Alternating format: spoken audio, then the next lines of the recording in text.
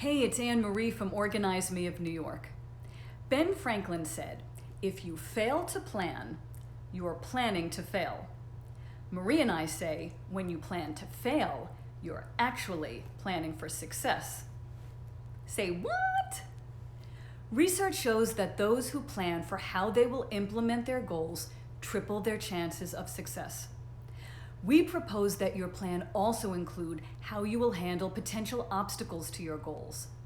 Think about each goal in terms of your current situation, reality, resources, and schedule. Ask yourself, what has thrown me off track in the past? What could go wrong this time around? What might get in the way of my goal? What is challenging about my schedule or responsibilities that might keep me from doing what I need to do? Once you have made a list of possible obstacles, you can then create an if-then strategy. If situation X arises, then I will perform response Y. For example, say you've set a goal to pay your bills on a certain date each month because in the past you've been incurring a lot of late fees. So you've set a paper management goal. This month, however, your child wakes up on that date sick and needs your constant attention. Of course your sick child is going to take precedence over the bills. This is where an if-then strategy, also known as an implementation intention, comes in really handy. If an emergency prevents me from paying my bills today, then I will wake up an hour earlier tomorrow and do it then. Doing this takes all the guesswork out of how to handle the situation.